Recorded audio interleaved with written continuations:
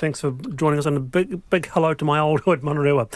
That is Angela Dalton there. But needless to say, Julia, something's got to be done about this inequity, huh? Yeah, well, Where do you live again? Well, I'm at Beachlands, so these ones are just between Beachlands and Maraetai. So, and we've got a beautiful area there. We can walk your dogs, take your kids, run around. It's gorgeous. Well, David Cormack, look what the fairies brought in. A bit of George Benson for you and I. Not me. Don't heat me in with your crappy taste. Hey. Consider this an education, David. Consider this a music education for you. That is David Cormack and Julia Hartley-Moore. Kia ora. Thanks for joining me. Thank you.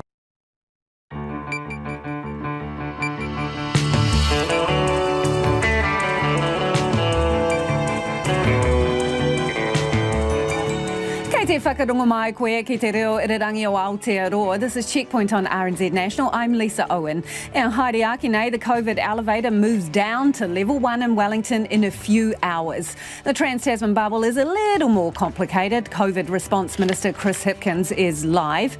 And can the capital get a break? A state of emergency is declared on the south coast.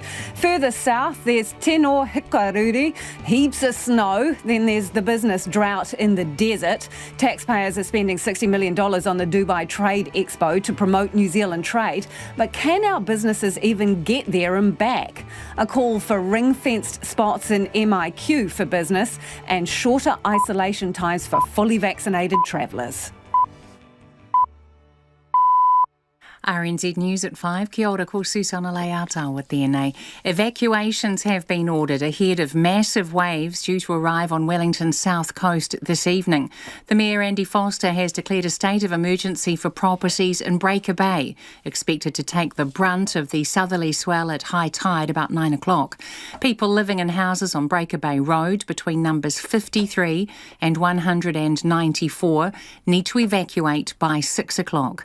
Mr Foster says it comes following advice from Met Service and NIWA. The area of most concern is Breaker Bay. That's what the modelling is telling them in terms of the direction of the waves. And we're sort of thinking it's something in the order of metre to a metre and a half of water hitting properties. Andy Foster says other houses on the south coast will also be in for a wet night, but the wave direction means they won't be hit as badly as the swells and don't need to be evacuated. The southerly blast that brought hail, rain and snow to the South Island is easing, but motorists are still urged to take care. Most services at Queenstown, Dunedin and Invercargill airports are running as normal after a slew of delays and cancellations. Waka Kotahi says just one highway, State Highway 87, from Kyburn to Outram in Otago remains closed. In Canterbury, a strong wind watch is enforced for State Highway 1 from Hines to Rakaia, State Highway 7 from Waipara to the Hanma turnoff, and State Highway 73 from Springfield to Arthur's Pass. Several local roads in Otago and Canterbury are also closed due to snow and ice. In the North Island, the Desert Road has reopened. However, heavy snow has now closed State Highway 2 between Gisborne and Wairoa with no detour. The trans-Tasman travel bubble will resume for some parts of Australia to allow travellers to come home. From Monday, people will be able to enter New Zealand from South Australia, ACT, Tasmania and Victoria. The COVID-19 Response Minister Chris Hipkins says although the spread of COVID-19 in these parts of Australia have at this point been contained, extra measures will be put in place. We will extend requirements for those coming into New Zealand from Australia during the foreseeable future to get a pre-departure test within 72 hours of when they are leaving Australia. And of course, that test will need to show a negative test result. Chris Hipkins says to be eligible to fly, people must not have been in New South Wales, Queensland or the Northern Territory when the travel pauses came into effect. The government has also announced Wellington will move down to Alert Level 1 from midnight tonight after no community COVID-19 cases have been reported. The COVID Response Minister says additional doses of Pfizer vaccines should arrive before supplies are exhausted early next week. The country currently has just under 30,000 doses in its inventory, country, but another batch has been delivered today. However, vaccine numbers may drop to almost zero by next Tuesday. Chris Hipkins says another batch is due to arrive that same day, and he recognises any delays could cause a headache. The government, however, wants to ensure vaccines are used rather than sitting in storage. The man who killed British backpacker Grace Millane has lost his bid to appeal his conviction for her murder. The Supreme Court rejected Jessie Kempson's application to take the case to the highest court after an earlier bid was also rejected. Jean Bell reports. The Supreme Court today dismissed Jessie Kempson's application for leave to appeal his conviction. The Court of Appeal had already dismissed his appeal against conviction and sentence.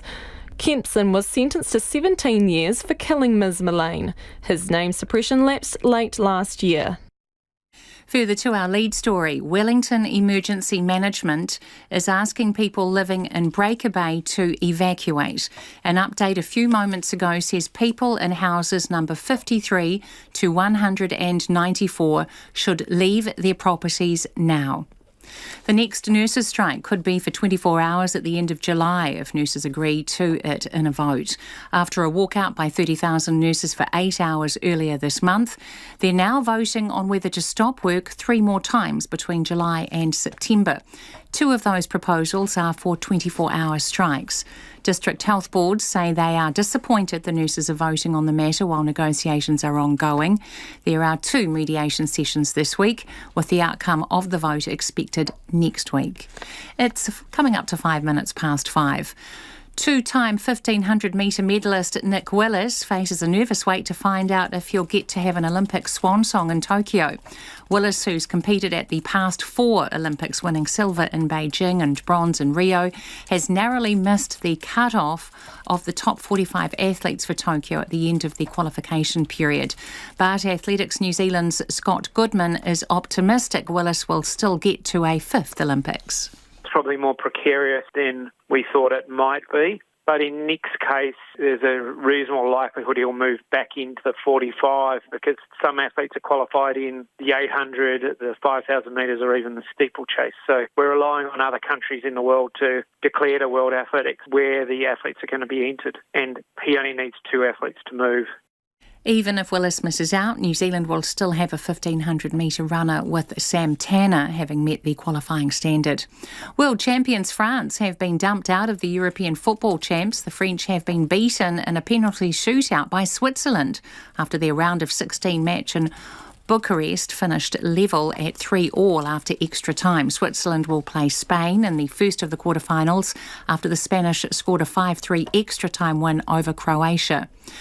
Imogene Metcalf will stand down as coach of the Waikato Bay of Plenty Magic netball side at the end of the season. Metcalf's been in charge since 2019, but the side finished last in the premiership last year and is on track for a repeat with just 1 win so far this season. That's the news. In the eye of the storm. The wind is the strongest at the moment. The waves, they're always like in the distance, they're looking quite big. And it certainly looks like it's getting worse. Wellington battens down the hatches. It's likely to have an impact somewhere between last year's Ophiro Bay event and the 2013 Matariki storm. Snow, severe gales and huge swells. Around 50 metres just off the shore. The waves are getting some serious height and then crashing quite late. And then the power behind them just looks so magnificent. Talking up a storm, Morning Report, weekdays from 6 on RNZ National. Now the short forecast from Met Service to midnight tomorrow. Taranaki across to Taupo and Bay of Plenty northwards. Showers clearing this afternoon, becoming fine. Frost tomorrow morning. Gisborne to Wairarapa, showers, possibly thundery tonight. Snow to 300 metres in the south, 600 metres in the north. Clearing about inland Hawke's Bay this evening. Showers clearing elsewhere for a time tomorrow. Whanganui to Wellington, including Taihape. Showers, snow to 300 metres tonight. Showers clearing tomorrow morning. Returning to Wellington and Kapiti tomorrow evening. Marlborough south of Blenheim, also North Canterbury and Christchurch. Showers becoming confined to Banks Peninsula, but spreading elsewhere again tomorrow evening. Nelson, Buller, Westland and the remainder of Marlborough and Canterbury fine with frosts. Otago, Southland and Fiordland cloudy periods. Isolated showers becoming widespread for a time tomorrow morning. And Chatham Islands, showers with hail easing tomorrow. RNZ National. It's 8 minutes past 5. Kia ora rā e ho, tēnā koutou katoa, no mai haere mai ki Checkpoint I tēnei rā, ko Lisa Owen tēnei. A state of emergency has been declared on Wellington's south coast ahead of a big swell tonight, and people in Breaker Bay have been told to evacuate. We'll cross to our reporter there shortly. But first, it's a bit like Hotel California for guests at the Novotel Auckland Airport tonight, told they must stay beyond their mandated 14 days in MIQ because 2 others have COVID-19. The travellers who arrived from Dubai and Moscow have tested positive for the virus on their day 12 test. That means 125 guests who are due to leave must stay there until genome sequencing is back. The Ministry of Health says it's standard protocol to rule out the virus transmitting within the facility. The COVID-19 Response Minister, Chris Hipkins, is with me now. Tēnā koe e te minita. Minister, the situation in Wellington, the scare in Wellington, has led a lot of people, experts and industry leaders to say it just shows you need to speed up the immunisation rollout. So how can you do that? Ultimately, we'll move as fast as we can on rolling out vaccines. The biggest constraint at this point is getting vaccines into the country. I think we'll reach the point next Tuesday where we will effectively have exhausted our existing supplies. We are expecting a reasonable sized delivery on Tuesday, so assuming that arrives on time, we'll keep going. But it'll be about the third week of July before we start receiving bigger deliveries from Pfizer that will allow us to really ramp up the volume of vaccination that we're doing. So you're basically saying there's no way we can go any faster? We certainly can't go any faster if we don't have vaccines to put into people's arms. How many are you getting next week? I can't tell you the exact number. It will be more than we've been getting to date, and that will be the same case for the next couple of weeks. So ballpark? And then once we get into the third week of July, we'll be getting enough to be able to scale up to doing on average around 50,000 a day from that point onwards.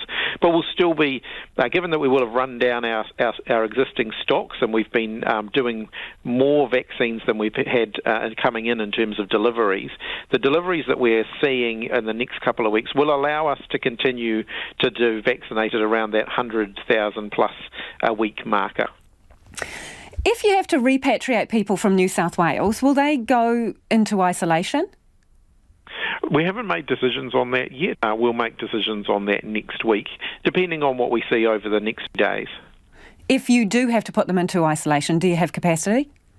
We've kept 500 rooms aside as a trans-Tasman contingency for these sorts of situations. Obviously, that would not allow us to bring everybody who's in New South Wales all back at the same time. So we'll have to go through a bit of a process of considering what that might look like if that's what we ultimately decided to do. There are a range of other options that we could consider. That is at the harsher end, if you like, of that. But we'll consider that depending on what we're seeing happening in New South Wales over the next few days. I suppose what's happened in Wellington and the pause on the trans-Tasman bubble, it just shows how stop-start things can be, right? So how are people able to plan ahead? What is your forecasting telling you about immunisation rates and what the uptake will be by December? Look, we want to get as high as possible by December. But you must have some forecasting, Minister, in terms of what's achievable by the end of December. I know you're going to offer it to everyone, but forecasting-wise, what percentage of the population who's eligible do you think will have had it by December? That's a very hard thing to predict because we don't know what the ultimate uptake of that will be. The more people that take it up, though, the better.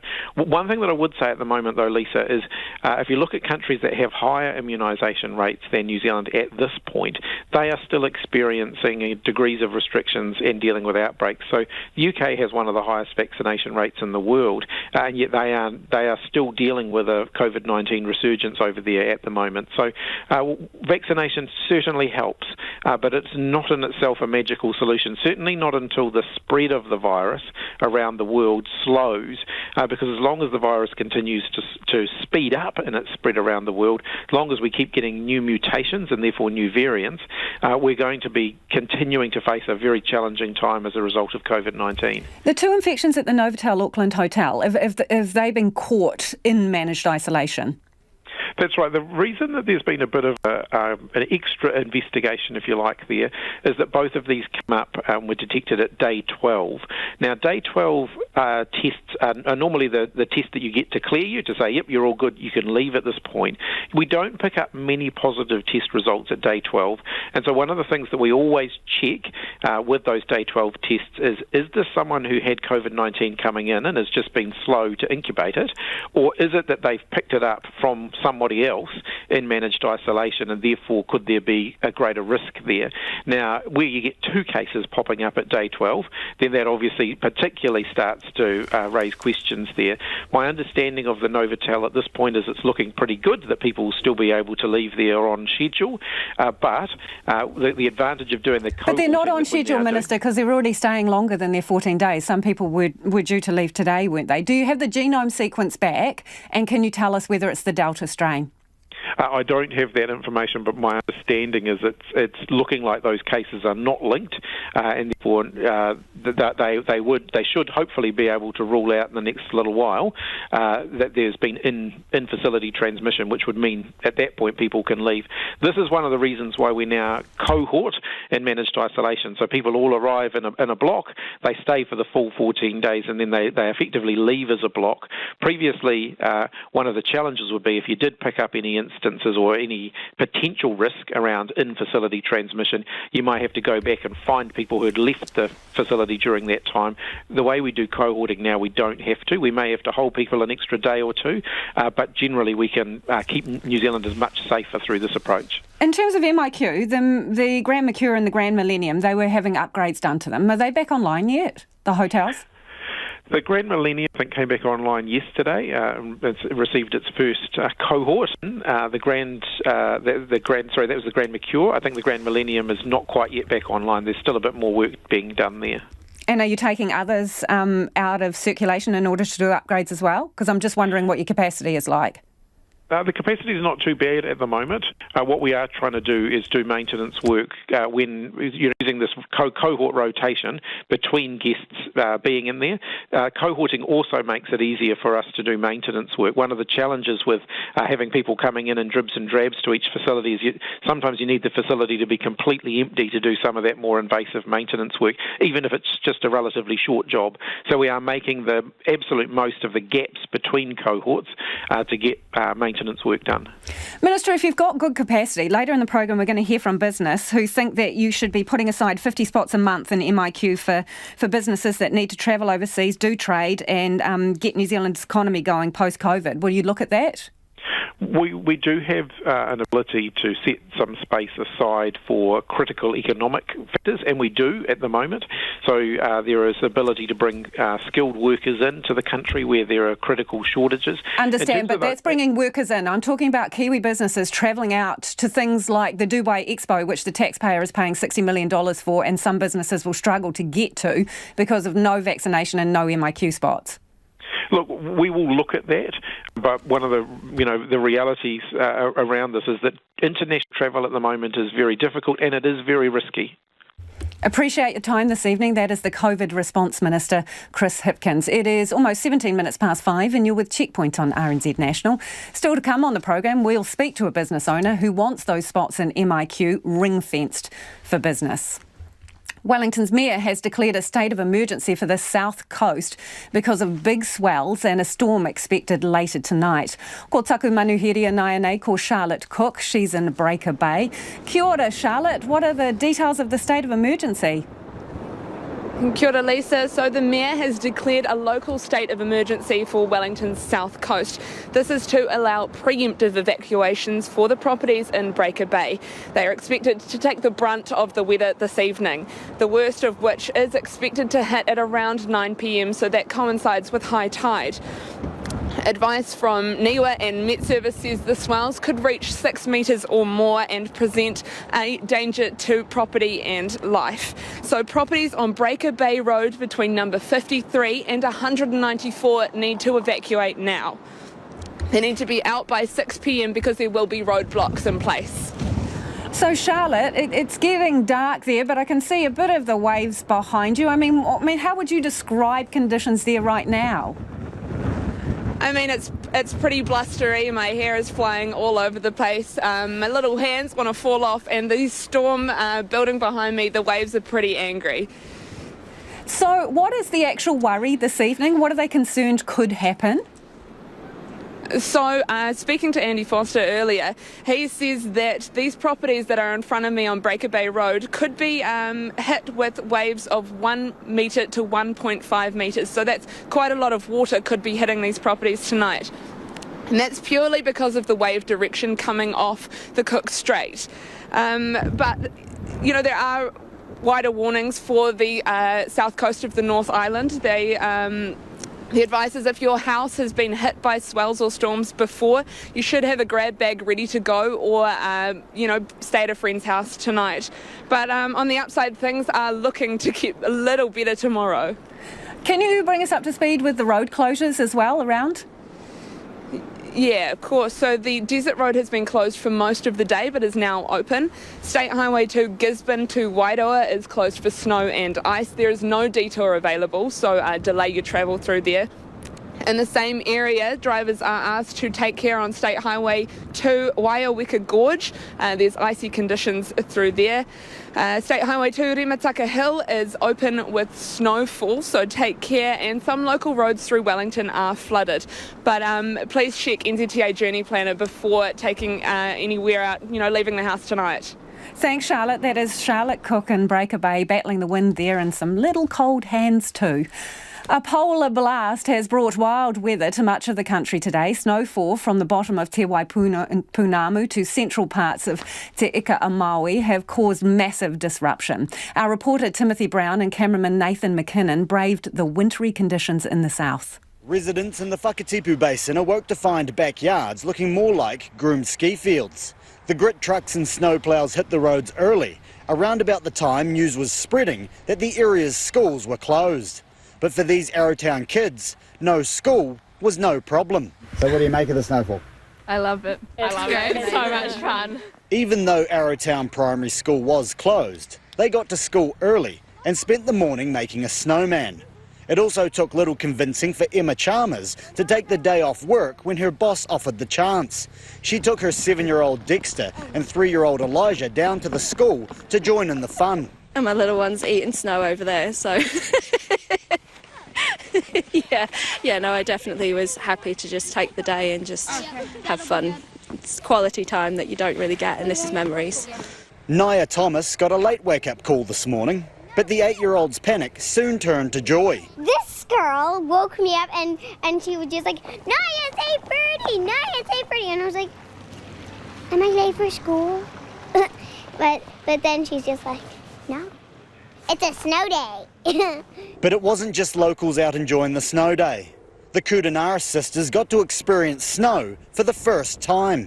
Where do you guys come from? We escaped from Sydney. Just in time. They shut the door after us. Their travel plans are up in the air, but they're not too worried about getting to stay in the cold conditions. It's incredible. It's amazing. I love it. I love throwing snowballs at them. We had a lot of fun playing in the snow this morning, making snowballs, having snowball fights. And making a snow woman. Sophie and Hayley Bandera are from Brisbane. The teenagers are also not too worried about having to get home. This is the most snow we've seen in our lives. It's great. What do you make of it? It's so good. Yeah, I love it. I want to live here forever. Yeah, I'll live here. But it's not all fun, with the white stuff causing plenty of headaches for travellers. I'm here at the top of the Crown Range, where heavy snowfall has made road conditions that were dangerous yesterday outright treacherous today. Snow has blanketed much of the district, closing schools and leading the council to advise motorists to carry chains. And those headaches are also being felt elsewhere. The icy storm reached Te Ika-a-Maui last night and has carried on throughout the day. Wellingtonians fell asleep to hail and lightning and woke to a freezing southerly and enormous swells on the south coast. The perilously choppy ocean even drew in sightseers. It's a pretty special place. I mean, you've been down here in all sorts of weather, and if it's calm, it's lovely, but it's pretty awesome when you can see this sort of stuff. Yeah. can't see it anywhere else. So look, I come from the Waikato, you're not going to see it up there. It's a bit underwhelming at the moment, but... It's nature at its best, isn't it? No, it's great. Well, I live in Wellington and I missed it during lockdown last year. I saw the pictures on Instagram, and so I thought I'd come and see it for myself this time. Yeah, it is amazing, yeah, but scary. For those right on the coastline, the weather is less an attraction and much more of a concern. It was only last year when huge swells swept over the seawall at Aotearoa Bay, flooding the road, damaging several houses and sending one person to hospital. This time around, thanks to a new wave warning system set up in the wake of that storm, they're much more prepared. It is 23 minutes past 5. Kia mau tono mai. You're listening to Checkpoint on RNZ National. Do let us know what the weather is like at your place. Even send us a pic if you've got a bit of snow out there. You can text us on 2101, tweet us at Checkpoint RNZ or email checkpoint@rnz.co.nz. The government needs to ring-fence spots for business in MIQ and look at shortening isolation for fully vaccinated people if it wants to grow the post-COVID economy, according to one business leader. Christchurch-based firm Enztech employs about 70 people to design and manufacture high-end medical instruments for the global orthopaedic market. The company would normally send a team to what it believes are vital trade shows in the United States. The last one it went to resulted in a 25% jump in annual turnover. But Enztech boss Ian McMillan says a lack of dedicated business spots in MIQ is costing companies millions, and he explains why they can't just make deals over Zoom. The medical device business is really heavily based on relationships. It still maintains that way, and the US market, as it recovers from COVID, is really trying to remake those human connections they've been starved of for the last year. And obviously it leads to great business opportunities. It's where we cement deals. We don't aim to sell at that trade show, but it's where we create opportunities and cement deals that are going to lead to really good revenues in the following years. So what's the handbrake here? Why can't you go? Essentially, we can get into the US. It's returning to New Zealand. So what we're trying to do is obviously ensure that our really reduced travelling team, once they go offshore and they do what they need to do to create drive and opportunities for the business, that they can return back to New Zealand safely. And right now we simply cannot get into MIQ spots for them to be able to return. So nothing? So nothing. So at the moment, the MIQ portal is basically fully booked through to October. People will want to know this. How much effort are you actually putting into trying to get an MIQ spot? Because we're told just sit at the computer and hit the refresh button. That's what we're told as well. Sit at the computer and put the refresh button. There's two of us who put a concerted effort into doing that every day, and that, we have been doing that for weeks at a time. It is actually quite the time sponge, and obviously people are doing that. We aren't doing business as normal. It becomes quite a distraction.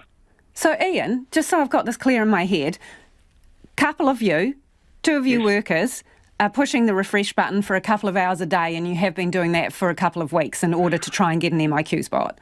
Yeah, and look, you can't really predict when a spot's going to pop up. So obviously we have a business to run the rest of the time, so we aim to do it at a point in the day when we know we've got a gap. Even MIQs say that when they release the spots is not consistent throughout the day, so it is really potluck whether anything is appearing or whether you just hit it for 10 minutes and go, there is no changes, no activity happening. I'll check again in half an hour, but there's this constant stopping what you're doing and having a look at what's happening on the portal. So this is costing you business, your inability to get to the States for face-to-face? Absolutely. What it will do is it will cost us new opportunities, and that particularly will happen as even our customers, large corporates, are worried about supply chain continuity, just as we are within New Zealand. Big US corporates are still worried about the same thing. They start to look at other alternatives domestically within the US or whatnot, and as New Zealand, we miss out on contracts. So what do you need here then? What should happen in terms of MIQ spaces in business? Well, we look at the MIQ capacity and recognise from their publicly available statistics that there are actually unallocated beds within MIQ. There's actually a really large percentage of the beds seem to be unspoken for at any point in time. And while we absolutely recognise there are lots of legitimate needs for people to get access to them, including families who have got really valid reasons to want to return to New Zealand or go offshore and come back to visit sick relatives, we'd like to see a portion allocated for business, just as there is obviously a portion allocated for sports teams and entertainment. So, if we set aside 50 beds a month of the 1,600 that are currently free for essential business travel, I think that would make a really positive impact for businesses. So is business being let down at the moment by government policy? I think it's the current MIQ availability is making it harder for businesses to drive export earnings and to really help the New Zealand recovery and create high-value jobs. So you're one business. Do you think that in your dealings, do you think that there are others around? And is this costing us millions, or how do you see it? Yeah, no, absolutely. I'm familiar with a number of businesses who are in a similar position, and I think that they are losing contracts, are finding it hard to keep customers engaged or even service and train people on existing plant they've sold or equipment and create opportunities. I know there's a massive reticence, though, to be seen to be talking too loudly in fear of upsetting people in MIQ and jeopardising opportunity to travel. And obviously we have that same concern. Your staff are vaccinated though, right? Because they work in hospital settings where they're around vulnerable people, even in operating theatres. So do you think they should have to go into MIQ at all because they're fully vaccinated?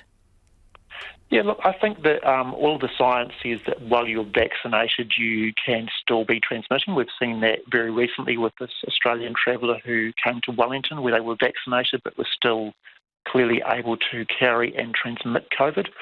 But I think there's certainly an arguable case for having PCR tests before departure and on arrival, and maybe doing a shorter duration, a week, sort of saying that 5 days is the incubation period if you're vaccinated. So if you did a week quarantine and half that quarantine time, I think that's still really relevant and valid while the majority of New Zealanders aren't yet vaccinated. Bottom line though, Ian, you want the government to rethink MIQ for businesses? Yeah, we'd like to see a fair allocation for business, just as there obviously is an allocation for sports team or cultural groups such as the Lion King. Ian McMillan there, and homai o whakaro, no reira anei nā kaupapa mo te hōtaka nei. We're talking managed isolation. Should there be ring-fenced spots for business in MIQ? Text us on 2101, tweet us at Checkpoint RNZ, or you can send us an email, checkpoint@rnz.co.nz. The government's mulling the idea of mandatory QR scanning in high-risk locations, but Cabinet's seeking advice on the move after daily scans fell from a high of 2 million every day at the height of the pandemic to just over 400,000. That's raised the question of who should be held responsible, the customer or the businesses. Reporter Louise Tanuth and camera operator Nick Monroe asked Auckland businesses what they think and took a tally of those scanning in. How about a burger with a side of QR code? The government's thinking about making scanning mandatory for some places. So we did a test of our own outside this busy McDonald's and Britomart to see how many people are actually scanning in during the lunchtime rush. After 20 minutes, 36 people visited the home of the Big Mac, but they're not that big on scanning. Checkpoint counted just 3 people that scanned in using the QR codes on their phone. Most people were quick to admit they hadn't scanned in for varying reasons. Did you scan in with the QR code? No, I won't do now. No. Okay, why? Did you just forget? Yeah, I did forget, yeah. Yes, I did. Always do? Always do. Yes. Why is that? I'm just in case something happens and I need to go and have a test. Yeah, I even do it at the bus stations themselves, even before I get on the bus, just to make sure. I think people are forgetting. They're so busy. But yes, we are, because it may happen. So, scan in everywhere. Yeah, I forgot, yeah. Do you think most people are forgetting? Yeah, I don't think people give it care about it, yeah. No, can't be bothered. I mean, it'd be fine if we were actually, if there was an outbreak, then, you know, a little bit more understanding. But in terms of the low risk that we have in this country at the moment, yeah, it's just a hassle. It's not really front of mind anymore, I guess. No, I didn't. Sorry. Why? Did you just forget or why? Complacency, I think. Yeah, that's probably about it. QR codes decorating storefronts, windows and tills at a store near you, but the number of people scanning in is dwindling at just 400,000 a day. So if it becomes compulsory, should businesses have to check each customer's doing the right thing? Emma Maharaj from Shampoo and Things thinks it should be up to customers. I think customers should have that responsibility to scan, because we get a lot of customers and then, you know, there's usually just one person in the store, so it'll be kind of hard to sort of go up to them and tell each one that doesn't scan in to scan in. Sophie Bourne from The Art of Nails reckons it's all about where the QR code is placed. Like, we have it on our front desk, so it's really easy for us to see if the client has scanned in or not when they're either like checking in or checking out.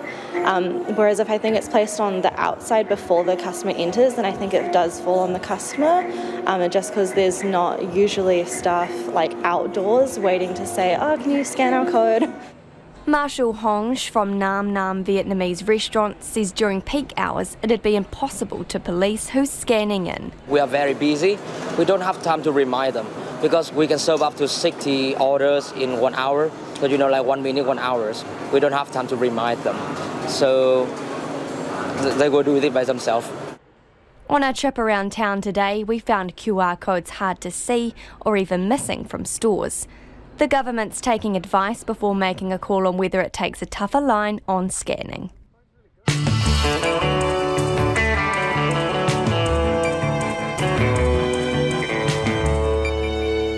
Kia ora, e te iwi e haere nei e a checkpoint. An investigation's underway after a leaked video shows a boy being tackled and put into a headlock at an Oranga Tamariki care facility. Promoting trade at the Dubai Expo is costing taxpayers $60 million, but can New Zealand businesses even travel there and back? And how long can National MP Todd Muller hold on to his job? Homai o whakaaro, love to hear from you about anything you've heard on the program tonight. You can get in touch by texting us on 2101, tweet us at Checkpoint RNZ, or the email address is checkpoint@rnz.co.nz. Ko Susana anei tēnei. The government expects to be able to do 50,000 COVID vaccinations a day from July when the supply increases towards the end of next month. The COVID Response Minister Chris Hipkins told Checkpoint the government's biggest constraint for rolling out the vaccination program remains supply.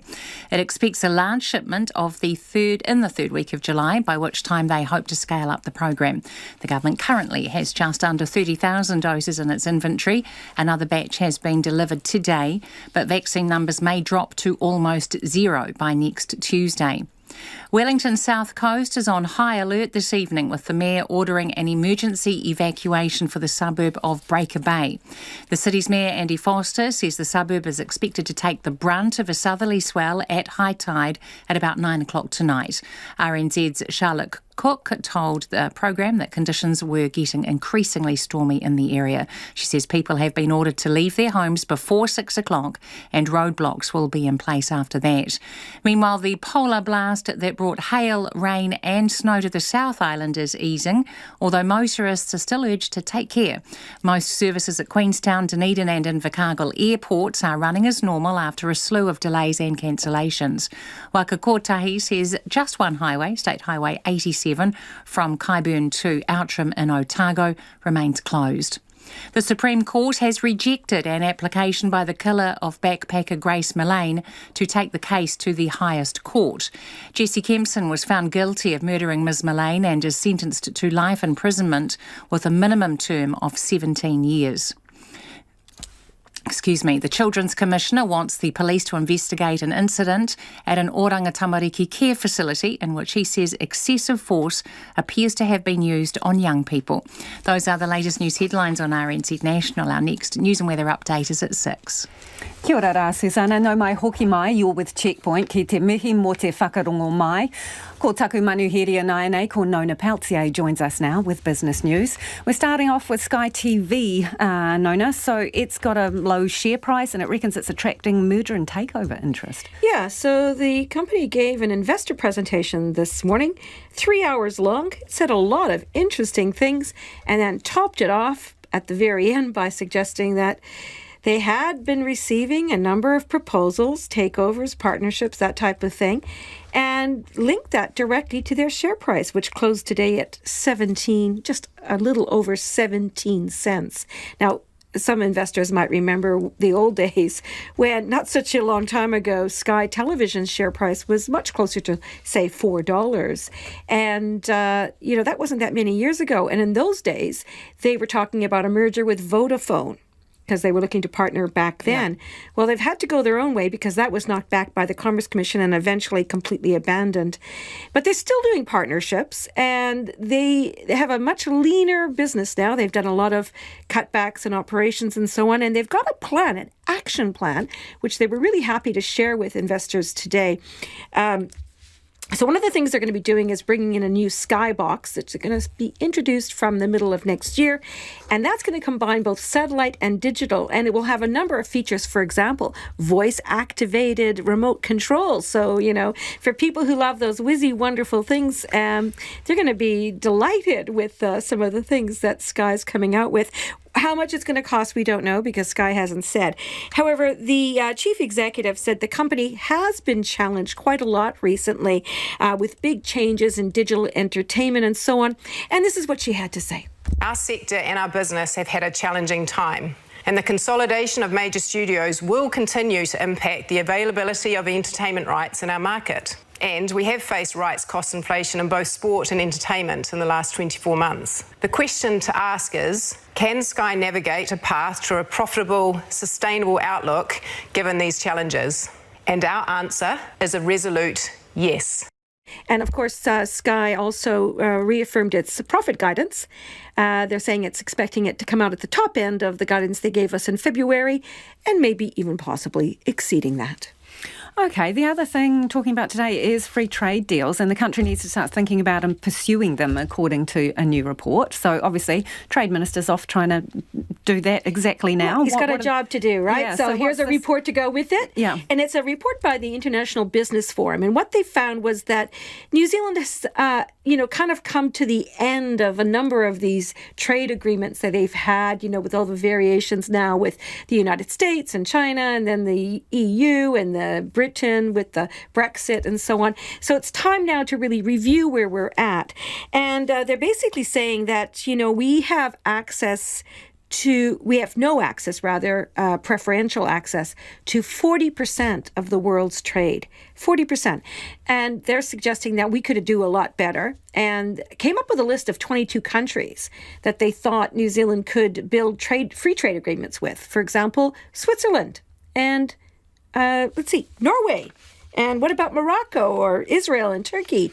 Or how about some of these developing countries, South Africa, Ghana, Brazil, Iran, Africa, Central and South America, the Caribbean, and other parts of Asia. So they're saying that there should be a list. We should be working on it comprehensively, but that exporters should also be thinking about their own lists, so different countries that perhaps they could develop.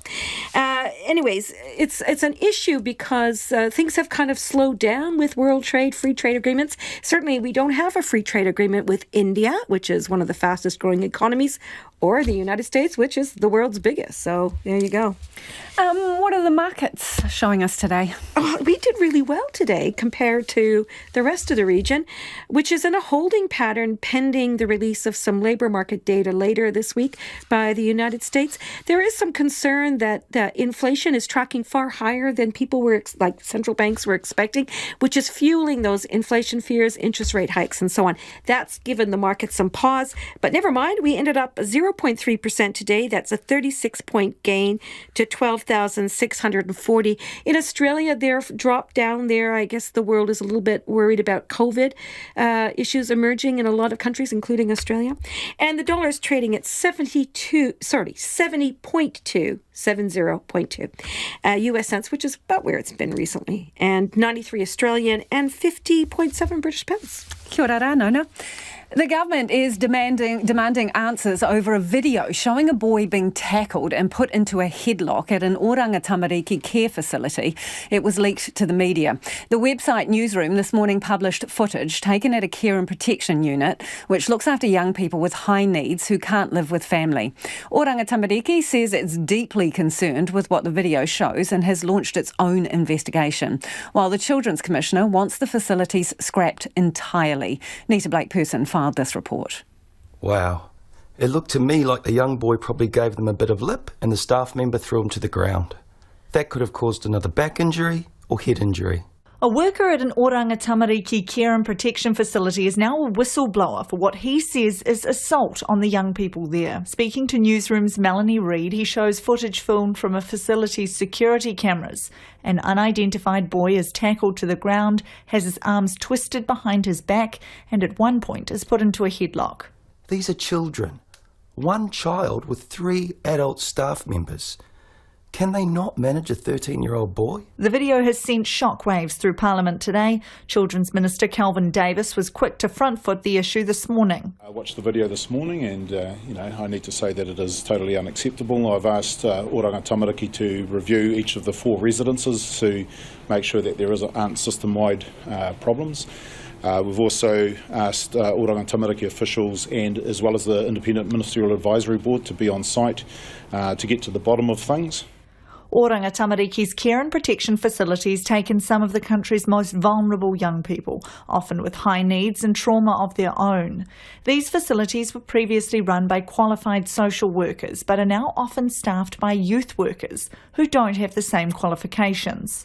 We need people with greater skills and greater ability to actually deal with their behaviour. I mean, it's important that we have the right people in the right place who can do the job. It's a difficult job, but there's no excuse for, what we've seen in the video. Prime Minister Jacinda Ardern reiterating the need for care of our vulnerable tamariki. The Minister has already said that he wants an explanation from officials. I do want to give him the opportunity to dig into what exactly has happened here in this residential facility.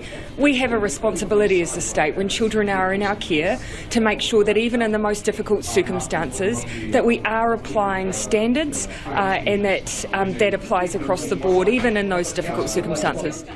Kelvin Davis stopped short of describing the behaviour as illegal, but the Children's Commissioner, Judge Andrew Beecroft, says it looks like excessive force and needs to be independently investigated by police. We're dealing with children who come from some of the most violent and fragile and volatile backgrounds imaginable. And there will be times when they need to be kept safe for themselves and from others. But there are very good principled approaches to use of restraint and force to cause further harm. But what we see on the video, in my view, does not qualify as that and could never qualify as that. And heaven help us if we ever say it should qualify as that. And he's not convinced this is an isolated incident. Judge Beecroft has been calling for the care and protection units to be closed since 2017. Frankly, I don't. We are the statutory monitor. We monitor behaviour. We were at another residence recently and children said the same thing, that they feel scared and intimidated by what they described as excessive force. In a statement, Oranga Tamariki's Chief Executive, Sir Weda Gardner, says he's deeply concerned that excessive force looks to have been used and that an investigation would begin today into the circumstances of what he described as unacceptable behaviour. He says all staff in the care and protection residences are trained in appropriate hold techniques and they would be reminded to use them safely and correctly. The statement did not mention the person who shared the videos from the facilities, who went to great lengths to protect himself in the newsroom footage. But today he was applauded by Kelvin Davis. The whistleblower, I think, has done the right thing, and Oranga Tamariki needs to make sure that they have the systems in place when somebody highlights poor practice occurring, that Oranga Tamariki knows how to address it and eliminate it from what's going on in its residences. As for criminal charges, Davis said it was up to police to determine whether they're necessary. It is 13 minutes to 6. I'm Lisa Owen and you're with Checkpoint on RNZ National. Hey, Muriaki na Pitapita kōrero after the news at 6. Taxpayers are spending close to $60 million promoting New Zealand trade at the Dubai Expo. But can New Zealand businesses even get there to be part of it? Whangarei district councillors have rejected the government's Three Waters reforms after a heated debate today. The government has so far put $760 million aside for the overhaul that will take stormwater, wastewater and drinking water management away from councils. But today, Whangarei councillors voted unanimously to pull the district out of the program. Anei te kai ripoata a Sam Ollie nor Whangarei. The strongest opposition to the government's water centralisation reforms seen to date. Whangarei district councillors, dissatisfied at the government's failure to answer some of their questions about the reforms, went for the jugular today. Councillor Vince Kokorulo, one of the most critical of the government's dealings with the council. But I'm very, very disappointed with our central government and DIA.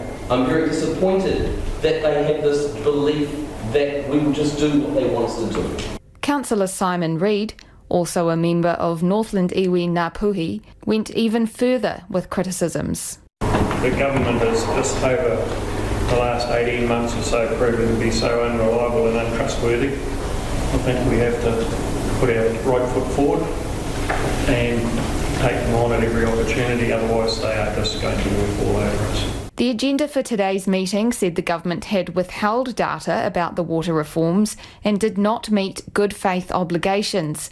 Councillor Phil Hulse fears Whangarei will be put in a new water entity with Auckland, and the super city would consume all of the entity's attention. The sucking the country dry would request to the government for all the infrastructure, roading, buses, cycle lanes, and now there's water reform.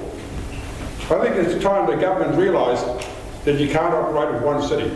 Mayor Cheryl Mai says the council used ratepayer funding to invest heavily in water infrastructure in the past. She's confident the council can continue to provide quality water services without opting for government intervention. In the absence of information that shows that our ratepayers will be better off by opting in, then I do believe that opting out is the correct course. She says it won't go down well if the government's reforms become compulsory. We may be forced to join in with an entity, but I think it would be fair to say today that we would go screaming and kicking. Local Government New Zealand President Stuart Crosby isn't surprised by the decision. The provisional decision made by the council is appropriate until they get further information. We're very much aware a lot more information will soon be released.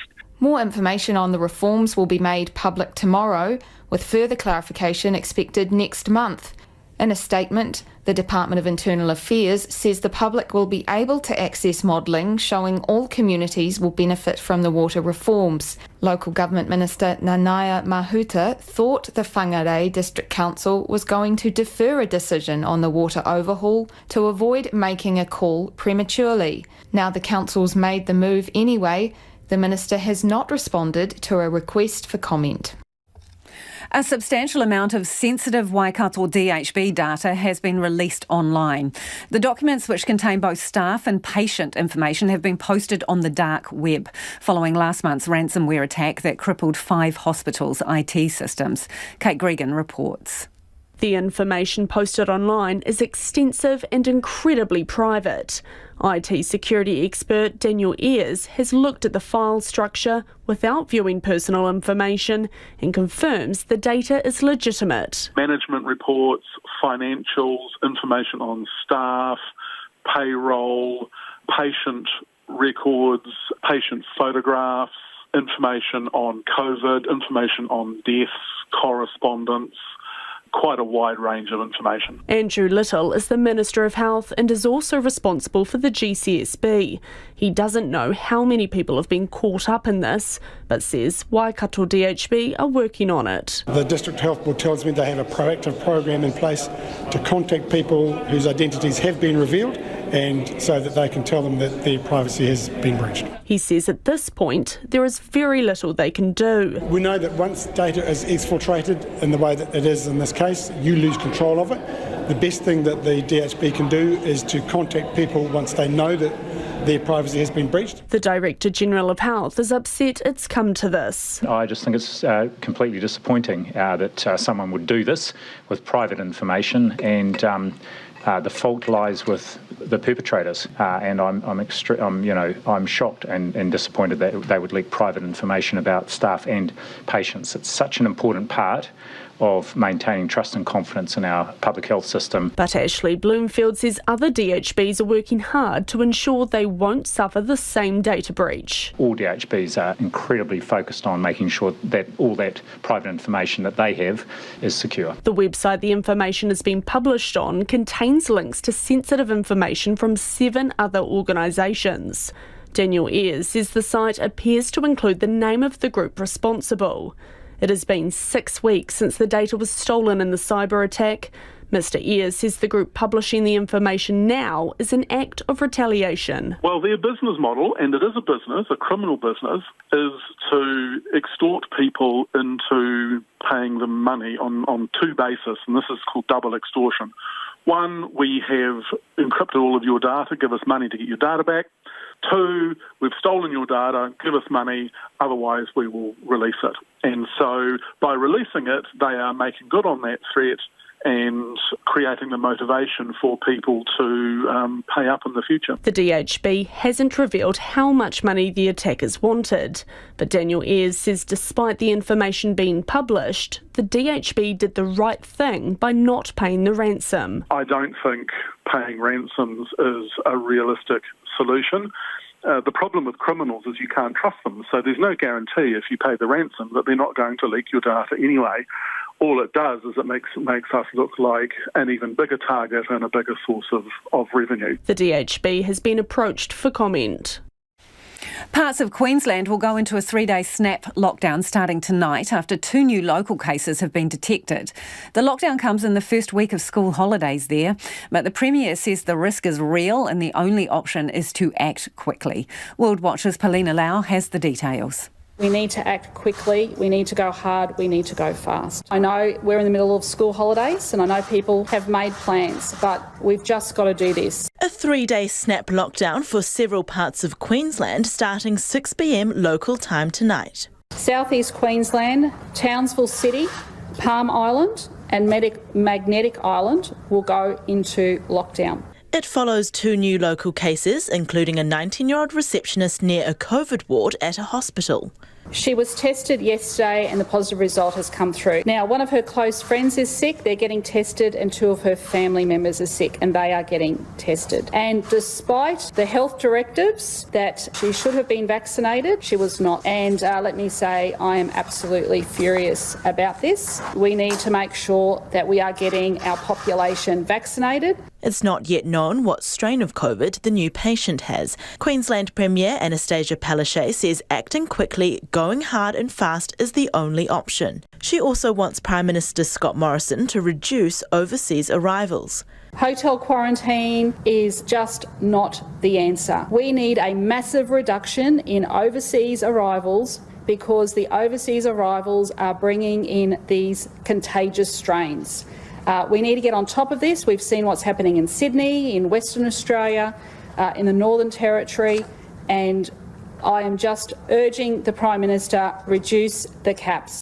Queensland's Deputy Premier Stephen Miles says the state will be dramatically cutting the numbers of travellers allowed to return to Queensland. These are putting our community at an unacceptable risk, especially with these new strains which have proven they cannot be contained by hotel quarantine. Western Australia has reinstated a hard border with Queensland, requiring an exemption to enter. The state recorded no new cases on the first of a 4-day lockdown in the Perth and Peel regions. In New South Wales, another 19 new local cases have been detected amid Greater Sydney's 2-week lockdown. 17 of the cases are linked to the existing Bondi cluster, while 2 are being investigated. Darwin in the Northern Territory has recorded another 2 local cases, bringing the Central Australian mine outbreak to 9. A question mark hangs over former National leader Todd Muller as his successor Judith Collins, saying his political future is in the hands of the caucus. Mr Muller has announced his retirement from politics after being caught anonymously bad-mouthing a colleague to media. But he plans to stay on in Parliament until the next election. But does Judith Collins want him gone now? Here's our Deputy Political Editor, Craig McCulloch. The National Caucus has been through this many times. Its MPs know the lines by heart. We don't talk about what happens in caucus. I don't talk about caucus matters. What happens in caucus stays in caucus. Anything that happens in caucus stays in caucus. The thing is, of course, it doesn't. Far from it. MPs have been spilling the beans to media ever since last year's crushing election loss. Judith Collins wants it over. Every time that there's a story about a leak, it's a story that's not about the things that matter. And she's not about to let it go quietly. Last Tuesday, she confronted her predecessor, Todd Muller, with claims he'd spoken anonymously to the media, bad-mouthing a colleague.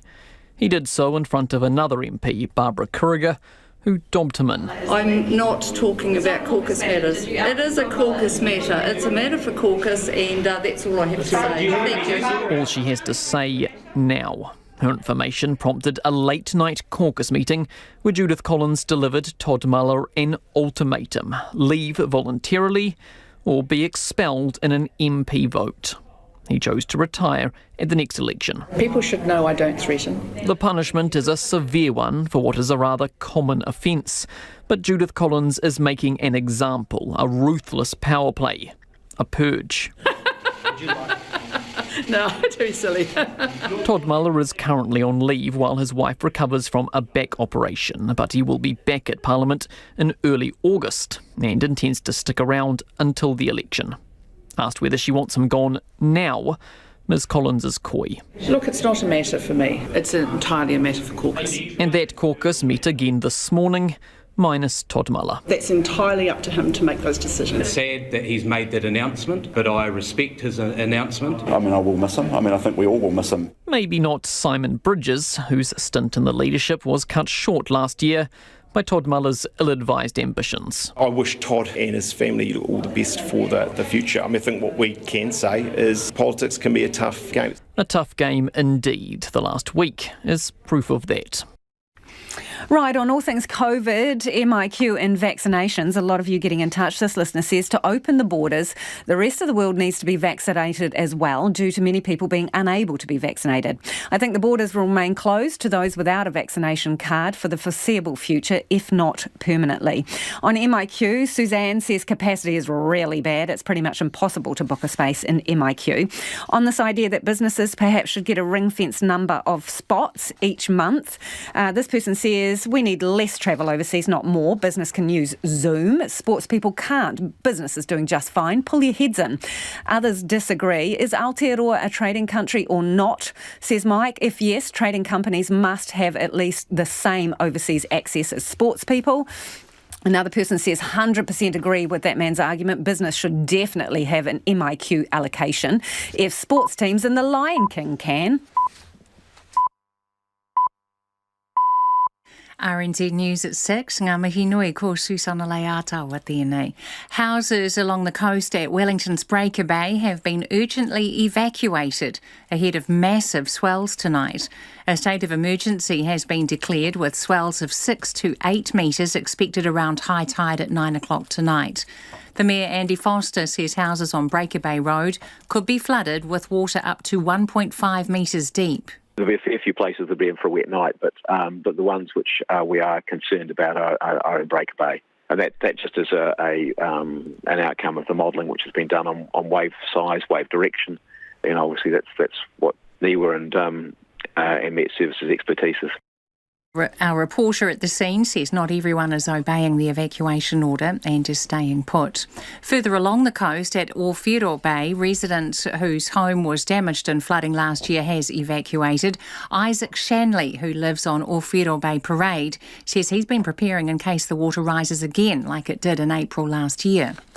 We went around and just moved everything on the inside of our house, just lifted everything off the ground, put it to the back of the house.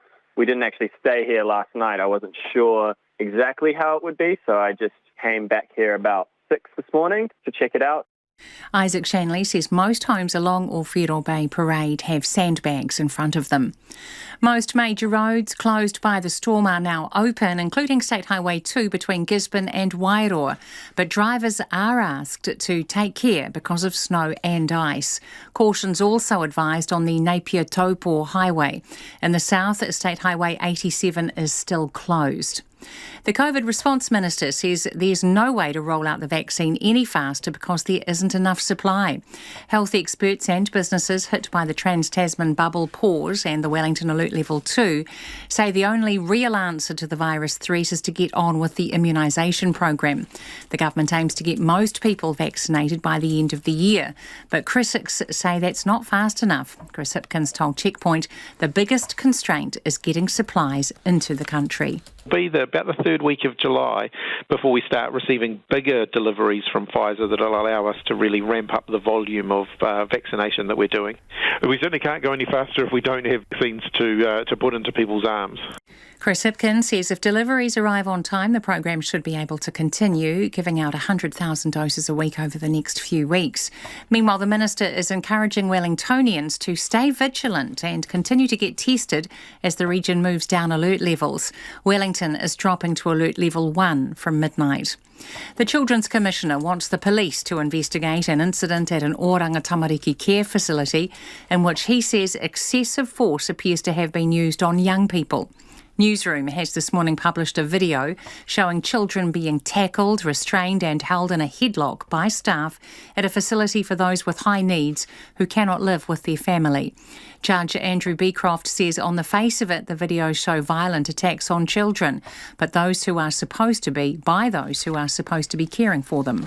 There will be times when they need to be kept safe for themselves and from others. But there are very good principled approaches to use of restraint and force to cause further harm. But what we see on the video, in my view, does not qualify as that. Oranga Tamariki has launched an investigation into what it describes as unacceptable behaviour. An IT security expert says a substantial amount of sensitive Waikato DHB data has been released online. The documents have been posted onto the dark web following last month's ransomware attack that crippled 5 hospitals' IT systems. Daniel Ayres has had a look at the file structure without viewing personal information and confirmed the data is legitimate. Management reports, financials, information on staff, payroll, patient records, patient photographs, information on COVID, information on deaths, correspondence, quite a wide range of information. The DHB has been approached for comment. The Education Review Office has warned the government that improving children's literacy and maths results will require fundamental change and years of investment. A briefing to Associate Education Minister Jan Tinetti in May says results have been falling and turning them around will take at least 5 to 10 years. It says expectations have slipped and there are mixed messages about the best ways to teach the subjects. The report says schools are focusing on numeracy at the expense of other aspects of maths and there has been a lack of clarity about the curriculum. It's 6:05. Two-time Olympic 1,500-metre medalist Nick Willis faces a nervous wait to find out if he'll get an Olympic swan song in Tokyo. Willis won silver at the 2008 Beijing Games, bronze 8 years later in Rio, but has finished just outside the top 45 cut-off to qualify for a 5th Olympics, as Stephen Hewson reports. The New Zealand Olympic Committee's confirmed the 38-year-old Willis, who didn't achieve the automatic qualification standard, has finished 47th on the rankings list, having only slipped outside the top 45 in the past couple of days. But Willis's dreams of finishing his Olympic career with a 5th Games appearance aren't over just yet. He needs 2 of the qualified athletes to decide to return their spots to World Athletics before Thursday, when the final Games list is locked in. And athletics officials believe that's a likely outcome. But even if Willis does miss out, New Zealand will still have an Olympic 1,500-metre runner, with Sam Tanner having met the qualifying standard.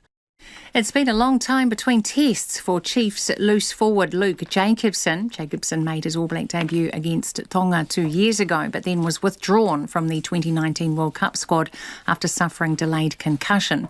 Strong performances with the Chiefs have earned him a recall, which could see him play Tonga this weekend. Probably say this time around it'll just feel a little bit more rewarding, just of what I've been through and what I've had to do to get back here. England will attempt to beat Germany in a major tournament knockout game for the first time since the 1966 Football World Cup final, when they meet at Euro 2020 tomorrow. A quarter-final against Sweden or Ukraine awaits the winner of the last 16 tie at Wembley. That's the news. Pacific Waves, delving deeper into the major Pacific stories of the week in Aotearoa, New Zealand, the region and the world. I bring you interviews with Pacific newsmakers, experts and commentators in their fields, as well as up-to-date coverage from our talented team here at RNZ Pacific and our correspondents on the ground in the region. Pacific Waves, 8:15 weeknights on RNZ National. Now the short forecast from Met Service to midnight tomorrow. Taranaki across to Taupo and Bay of Plenty northwards. Isolated showers clearing this evening, becoming fine. Frost tomorrow morning. Gisborne to Wairarapa showers with snow to 300 metres in the south, 600 metres in the north. However, remaining dry for inland Hawke's Bay, with showers clearing elsewhere for a time tomorrow. Whanganui to Wellington, including Taihape showers, snow to 300 metres tonight, showers clearing tomorrow morning, returning to Wellington and Kapiti tomorrow night. For Marlborough south of Blenheim, also North Canterbury and Christchurch, showers becoming confined to Banks Peninsula this evening, spreading elsewhere again tomorrow night. For the remainder of Marlborough and Canterbury, also Nelson, Buller and Westland, fine with frosts. Otago, Southland and Fiordland, cloudy periods. Isolated showers becoming widespread for a time tomorrow morning. Chatham Island showers with hail easing tomorrow. RNZ National, it's 8 minutes past 6. Thanks, Susanna. No mai hoki mai. This is Checkpoint, ko Lisa Owen tēnei. It's the multi-million-dollar trade expo to promote New Zealand business that, well, New Zealand business can't really get to. The government sunk close to $60 million into creating a pavilion at the Dubai Expo that is billed as the world's largest gathering of industry and an opportunity to grow our export market. The cluster of Gulf states, known as the GCC, is our fifth largest trading partner. The expo was postponed due to COVID, but kicks off in the United Arab Emirates in October and runs through till March. New Zealand Trade and Enterprise is encouraging New Zealand exporters to participate in person and host events at the multi-million-dollar taxpayer-funded pavilion in Dubai. But Todd McClay, National's economic development spokesperson, says at the moment MIQ is booked up through October and getting a COVID jab's also an issue. I'm hearing growing frustration from a number of businesses who really want to be involved. They want to be there on the ground and they don't know what they should do. In fact, they're distressed. They're not getting any information from the government.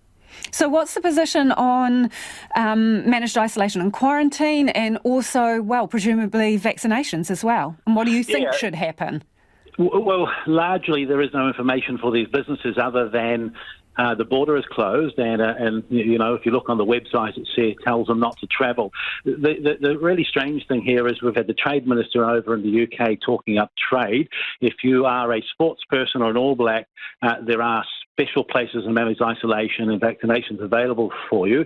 But if you're a business person that wants to make the most of the taxpayers' $60 million investment in the Expo in Dubai, you're left to fend for yourself. And so there are no special isolation places or no way for them to look and see how they could book later in the year. They're told to line up in a queue with everybody else and hopefully get a vaccination at some stage. This is feeling like a huge missed opportunity, and the taxpayer should be saying, well, you know, if the Expo is going ahead and the government is still investing this money, shouldn't we be helping Kiwi businesses to get there safely and go about the business we want them to do, which is, you know, help rebuild the New Zealand economy? So, do you think the government should facilitate group bookings in MIQ for this particular, business exercise and trip? And should they be given early access to vaccinations? Is that what you're saying? Well, yes, they should be helped when it comes to MIQ. There are many others that have made the case that they should be. Some warranted, some would say less so. But in this case, I think absolutely they should. Look, the government has known about this for 4 years, the Expo. That was when decisions were made around the investment. We've known about the challenges that COVID have created. To work with the business community about how they might get there would be a good idea. Now, the question over vaccination is a difficult one. There are some New Zealanders that should be at the front of the queue and have a great need. But at the same time, the government has said we are at the front of the queue when it comes to vaccination. We're not talking about hundreds and hundreds of people, Lisa. We're talking about a probably small group of business people that actually want to be there because they know that it's good for New Zealand and good for our economy. Surely there must be a way for the government to say, we've invested $60 million, let's work with these people to get them there and make the most of this opportunity. OK, because these are tough decisions. So you're sitting on the fence a little bit there, Todd. Do you think they should get early access to vaccination? Because that's the same decision that the government is faced with and the potential backlash. So would you give them early access? Well, the government has said that they have enough vaccines coming, so the answer is yes, I would in this situation. At the very least, though, what they should be doing is telling them whether they want them to be there or not, and so there's just confusion. I think businesses don't know whether or not they're going to be able to be there or not. So the answer is if the government is correct in saying they have enough vaccines coming for everybody, then yes, with a $60 million investment on the part of the taxpayer, these people should be given some form of priority. And at the same time, there should be, they should work with them around MIQ when they come back. That all depends upon whether the government is correct in saying they've got the vaccines that they need, but so far they've said they have, so there must be a way through this for the businesses. At the moment, the government's travel advice, if you look on the website, as you clearly have, it remains do not travel overseas except to approved parts of Australia and the Cooks. I mean, what kind of message does that send in a situation like this?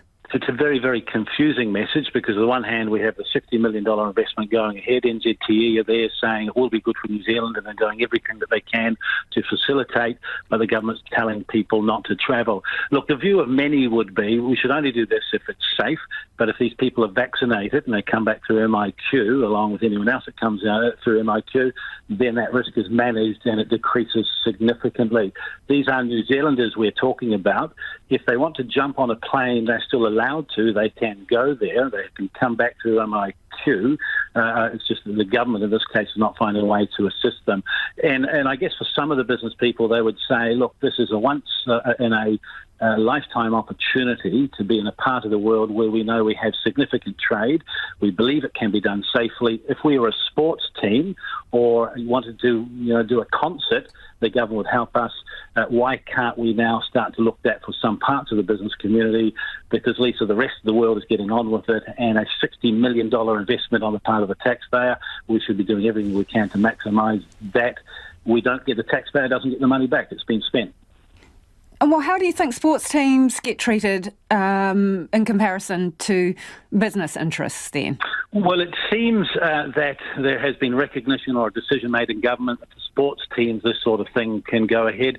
We've seen, people from overseas that want to come and do a concert in New Zealand or something like that, given special treatment and being allowed to come in. Why can't they just Zoom in or visit virtually? Well, for some, I probably suppose that's possible, but actually in these sorts of things, it is about face-to-face. Now, the Expo's going ahead. The Dubai government is doing everything to make sure people are safe. New Zealanders have the ability to be vaccinated, and they can be there. It's the same as a trade minister getting on the plane and going across to the UK to try and get the UK-New Zealand trade deal going. Not everything can be done by Zoom. New Zealand Trade and Enterprise has announced 660 and Paris Global are going to be there. Do you know what arrangements have been made for them? No, I don't, but I wonder why they're being there and how they've been helped. In whatever way they will be helped, the business community should be in the same case. And again, we're not talking about every business in New Zealand. There will be a select group that can be there that can maximise the sort of potential for New Zealanders and for the economy. But I guess I'd pose it this way: if NZTA say that these two groups are going to be there and it can be done safely, then it can also be done safely for other businesses that might want to go and promote New Zealand. And that was Todd McKay. Well, Checkpoint wanted to talk to New Zealand Trade and Enterprise about the Expo and the challenges facing New Zealand business, but it didn't have anyone available to be interviewed. Now, that is despite repeated requests over a number of days. It says it's received expressions of interest from 60 businesses keen to take part in the Expo, including in person at trade events and at the Business Summit. It says a few businesses have teams on the ground in the region who can take part without long-distance travel. And it says officials are exploring options to facilitate MIQ places and to access vaccines for those who need to travel to the Expo, including business delegations, staff and entertainers. Now, we're interested in hearing from you. Do get in touch if you're a business that wants to go to the Expo and if you're experiencing any problems. Also, we did another interview earlier in the program, a business that would like to go to a trade show in the US, which it says it has a huge impact on its sales. But again, it can't get there because of MIQ limitations. Tell us what the situation is for you in business. How is it working? And is MIQ an issue for you? Text us on 2101, tweet us at Checkpoint RNZ, or you can flick us an email, checkpoint@rnz.co.nz. Now, we did a little experiment around lunchtime today. Louise Tanuth and Nick Munro went out to see whether people were swiping in on scanning. The results were not great. This listener says recompulsory scanning QR codes. If we maintain any sort of travel bubble, then a local outbreak becomes more inevitable in time. Lockdown or compulsory scanning? I would have thought it is an easy choice, says John. Another listener on COVID says everything about the COVID-19 response is wrong, while millions have died because of their leadership's stupidity, incompetence and disingenuity. Those living here have to wait and wait and wait for a vaccination because our leaders have no power to hold Pfizer to its delivery contracts, while those countries who've already suffered a myriad of deaths are being rewarded with bulk deliveries of the vaccine. Malcolm says, to add insult to injury, I was lauded for being proactive and requesting a vaccination date, and a week later have yet to receive one. Thanks for your feedback. It is 17 minutes past 6 and you're with Checkpoint on RNZ National. In news just to hand, the Ministry of Health says genome sequencing has determined there is unlikely to be in-facility transmission of COVID-19 at the Novotel Auckland Airport Managed Isolation Facility. Last night, 125 returnees were told they'd have to stay longer because 2 fellow guests tested positive for COVID in their day 12 tests.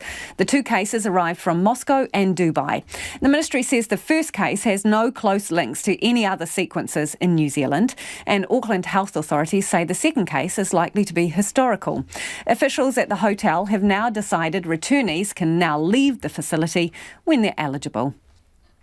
It appears the capital has dodged a bullet. Another day with no community cases means a return to alert level 1 from midnight. Wellington, Wairarapa and the Kapiti Coast shifted to level 2 last week after a man from Sydney spent the weekend in the capital before testing positive with the Delta variant.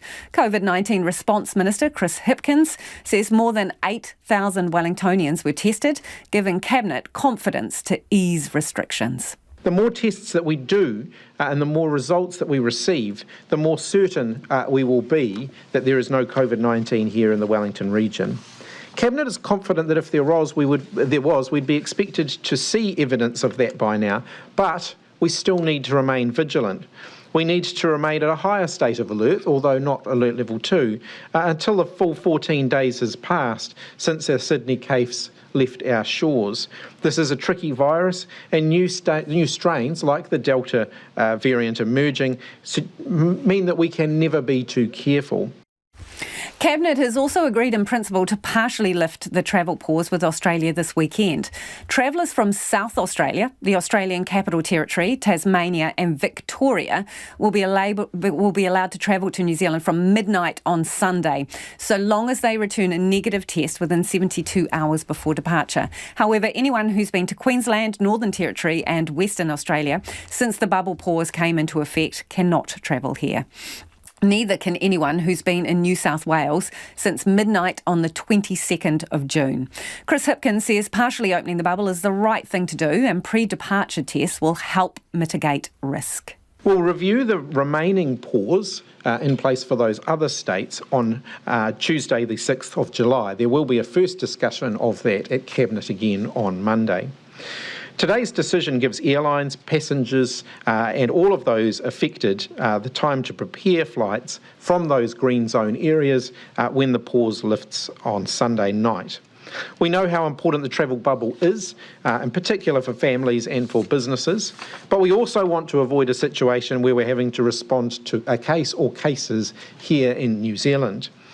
Our system from here of opening up to the states where they are able to contain COVID-19 will help to ensure that New Zealand can remain at alert level 1.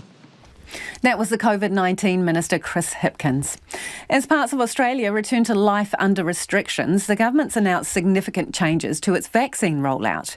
Anyone can now get the AstraZeneca vaccine, so long as they speak to their GP first. The ABC's Samantha Donovan has the details. With the Pfizer vaccine recommended for the under 60s but in short supply, National Cabinet is taking a couple of big steps to get more younger Australians immunised. They include an offer from the Prime Minister for under 40s across the nation to join the rollout. Well, if they wish to go and speak to their doctor and have access to the AstraZeneca vaccine, they can do so.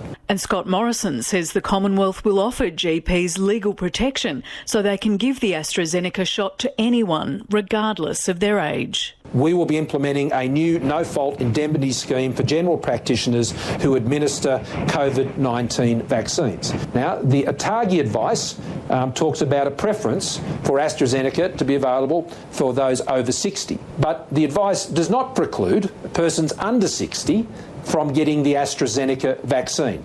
And so if you wish to get the AstraZeneca vaccine, then we would encourage you to, A, go and have that discussion with your GP. We're also providing the indemnity scheme for those general practitioners so they can actively engage with you and you can make the best decision for your health. The Royal Australian College of General Practitioners is welcoming the announcement of an indemnity, but with caution. Dr Karen Price is the college's president. Of course, we've got to go through what it means for us as GPs in terms of how a patient's going to react. What does this mean in terms of, are we going to be flooded with patients wanting AstraZeneca given the community spread in Sydney and so forth? We know overseas that AstraZeneca is used in younger age groups, and that has to be sort of worked through with them given the risk-benefit has changed now with these outbreaks. The Medicare benefit schedule already allows GPs to bulk bill longer consultations with the over 50s about the pros and cons of COVID vaccines. Dr Price is keen to see it also cover the cost of younger patients talking to their doctors about whether they should get the AstraZeneca jab. Oh, for sure. I think that would be a welcome move because we do need to spend time with patients. The fact that National Cabinet has to meet several times on a regular basis to go through the pros and cons, I mean, we've got to do that with our patients in every instance. And, you know, we've got our country at stake and we are willing, ready and able to step up and support this rollout, but we do need the resources and the support to do that properly. To Miami now, where the death toll has risen to 11 after a high-rise building collapsed without warning. 5 days on, the search and rescue effort continues with 150 people still missing. Families are now demanding answers about how this could have happened, as significant reports raise some red flags. CNN's Boris Sanchez reports. We do obviously need to identify why this happened. Urging patience, officials in Surfside, Florida, vowing to get answers tonight. It is something that's going to be very thorough, and it is something that is not going to happen in a day or two. This is going to take a long time. That's the time horizon they work on. As rescue crews race to save lives, investigators and engineers studying the potential causes of Thursday's collapse. A report done 3 years ago by a consulting company hired by the Condo Association is raising serious questions. An engineer describing major structural damage to the concrete slab under the entrance drive and the pool. The report said, quote, "The waterproofing below the pool deck and entrance drive, as well as all of the planter waterproofing, is beyond its useful life and therefore must all be completely removed and replaced." The 2018 survey called for quick repairs to prevent bigger problems, warning, quote, "Failure to replace the waterproofing in the near future will cause the extent of the concrete deterioration to expand exponentially." Documents obtained by CNN show condo owners were facing assessments for $15 million in repairs. Payments were supposed to begin just days after the building collapsed. The report was sent to a Surfside building official, Rosendo Prieto, who 2 days later assured residents the tower was in very good shape, according to meeting minutes obtained by CNN.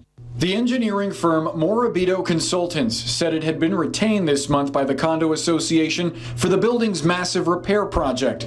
The company says roof repairs were taking place at the time of the collapse, but concrete restoration had not yet started. Residents also voiced concerns about water leaking and cracked concrete in the garage, with the tower frequently shaking amid construction next door. Prieto, who no longer works for the city of Surfside, has not yet responded to CNN's request for comment. Though James Cohen, an engineer who has studied these kinds of collapses for 40 years, says the report did not include key details about the building's foundation and didn't indicate any immediate danger. There was nothing I saw that would suggest that people needed to vacate the building. The inspection did not include the foundations, which would be covered by a slab. It may have been prudent to open up the slab to see how things were doing below where one could see. Whilst New Zealand is battered by storms, North America is seeing temperatures reach record highs. Canada's recorded its highest ever temperature at 46.6 degrees Celsius, and meteorologists in the US and Canada say more records could tumble today. The ABC's Barbara Miller reports. In Portland, Oregon, it's too hot even for ice cream.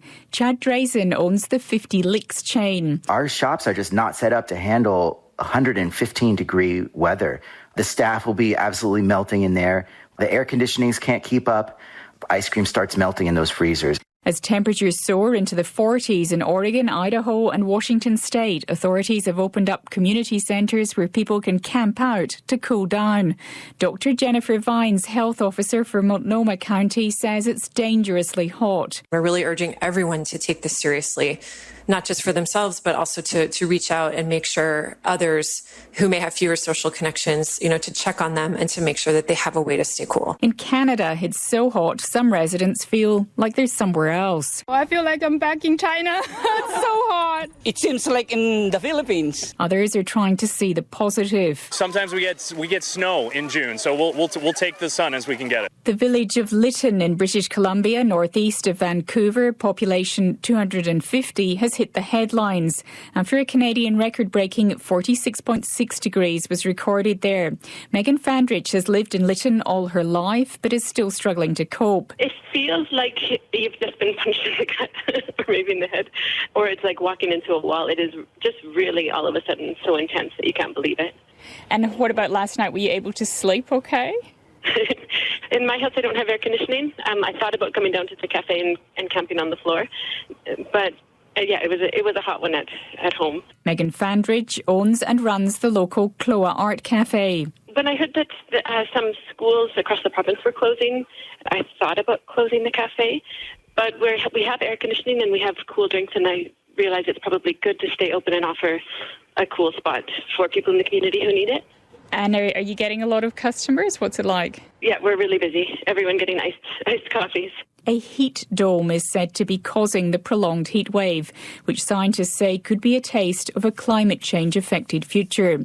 Joanna Wagstaff is a meteorologist with the broadcaster CBC. A heat dome is essentially a huge high-pressure ridge. We get sinking air around a high pressure, and that basically acts like a cap, locking in and cooking the air below. This is something nobody has seen before, how strong this heat dome is. The exceptionally high temperatures are expected to last until midweek.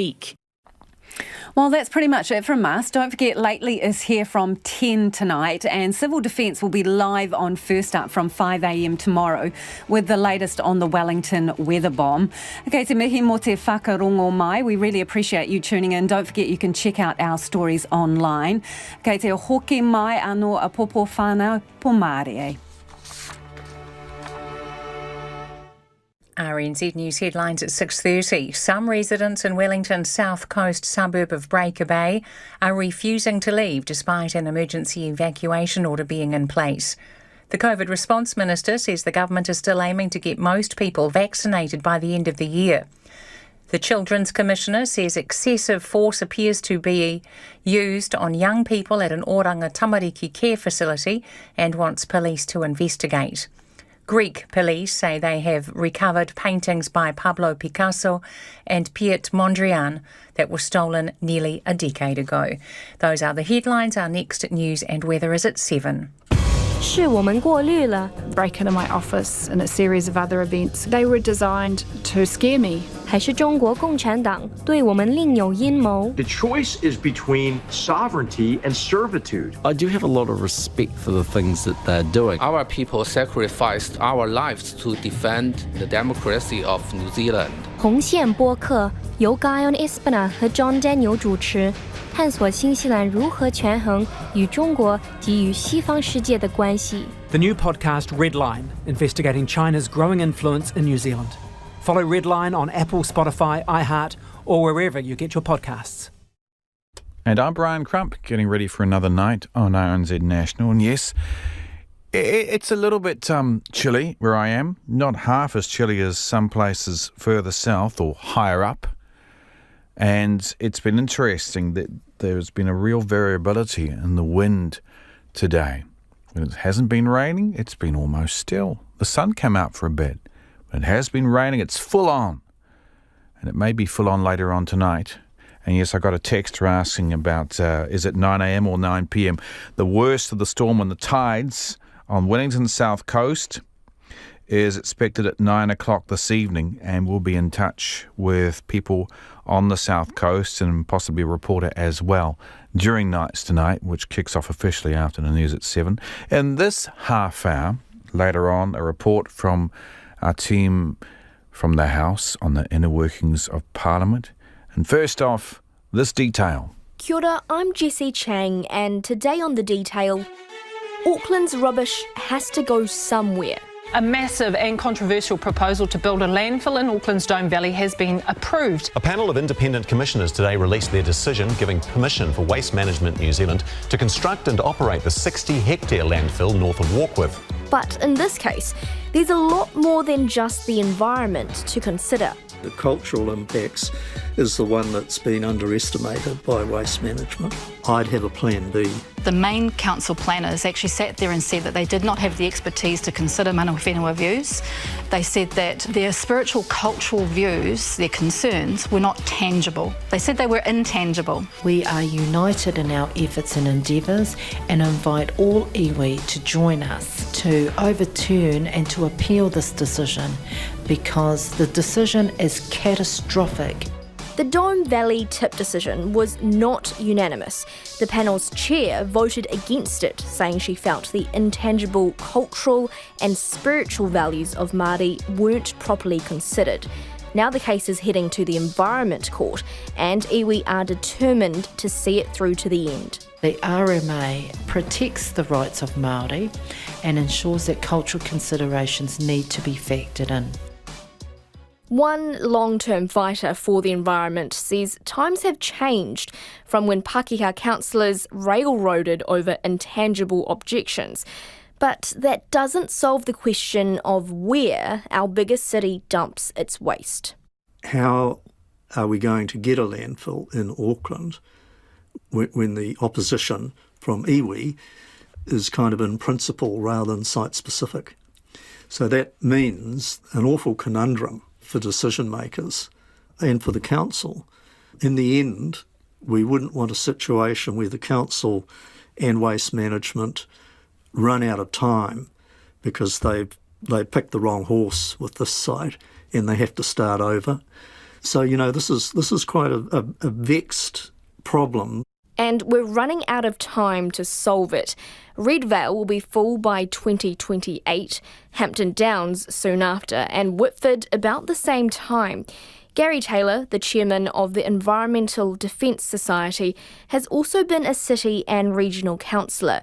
He knows better than most that no one wants a rubbish dump on their doorstep. You know, local people don't like the traffic, they don't like the